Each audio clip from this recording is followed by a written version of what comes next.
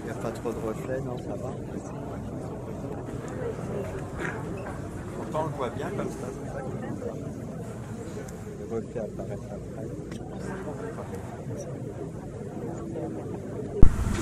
Et je croyais que c'était un gag. J'ai dû appeler quelques amis pour savoir si c'était la réalité. Et quand j'ai compris que c'est la réalité, je ne peux pas exprimer ce que je ressens. Ce que je ressens pas de douleur.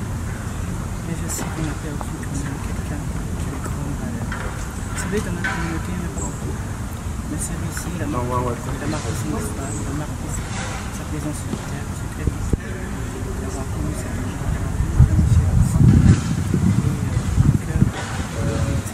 Triste, j'ai perdu aussi vite.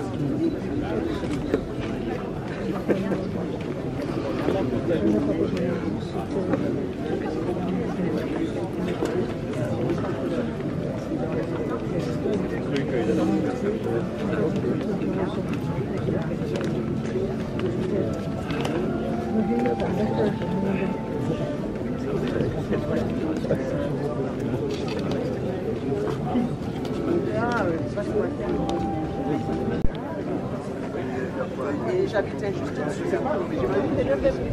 Avant que le funarium n'arrive.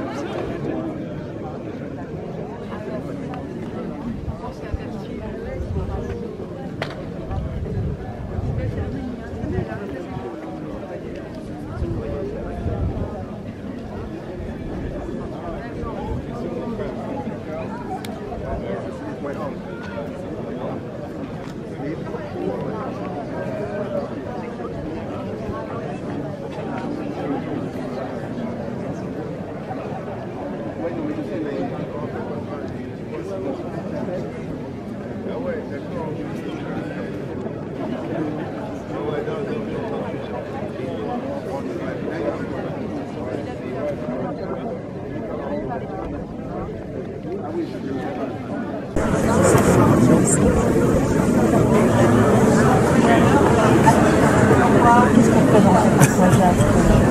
Quels sont les souvenirs, par exemple? Vous savez, j'ai beaucoup de mal, moi, en tout cas pour la culture antillaise, dans ma réflexion, de dire qu'est-ce qu'il représentait. En fait, qu'est-ce qu'il représente? On a l'impression toujours que lorsque quelqu'un est décédé, en fait, il représente beaucoup de choses, parce qu'en fait, il y a des choses qui sont là. Et j'ai toujours l'impression qu'en fait, que quand quelqu'un décède, en fait, il nous accompagne, ça devient un ancêtre. Et dans ma façon de percevoir les choses, bien évidemment, c'est une chance de l'avoir connu personnellement.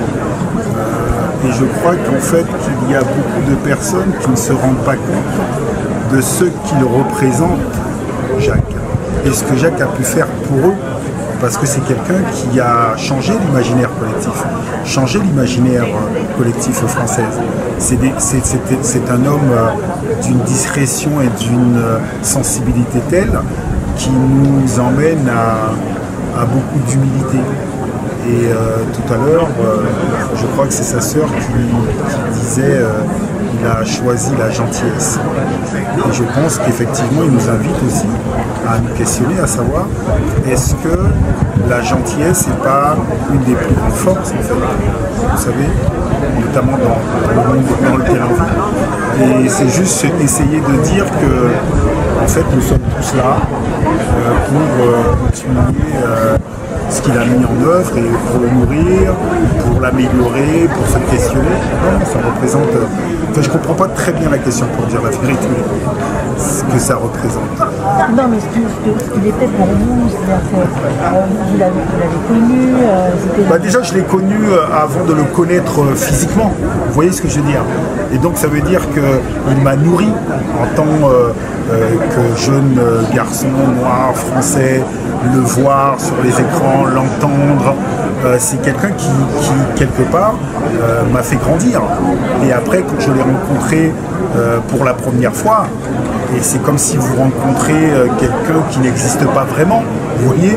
D'ailleurs, ça peut m'arriver aussi quand les enfants me regardent en disant ouais, tu rêves la journée. C'est la même chose, parce que c'est quelqu'un qui vous a nourri. Et puis, c'est quelqu'un d'une grande profondeur, vous voyez.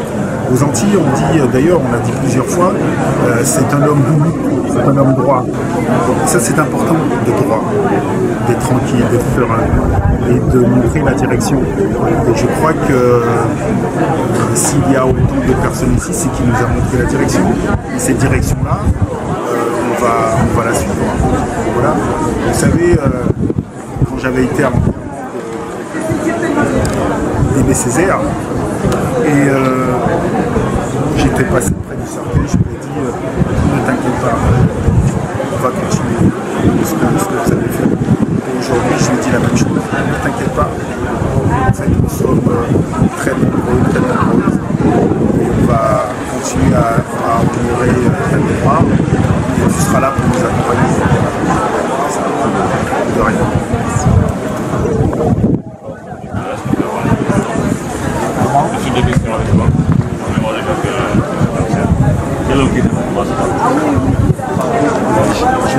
Je disais tout à l'heure, je pense que en tant que jeune français, un jeune antillais, avant de le rencontrer, je dirais physiquement, je l'ai rencontré à travers les écrans et c'est quelqu'un qui a été une source d'inspiration.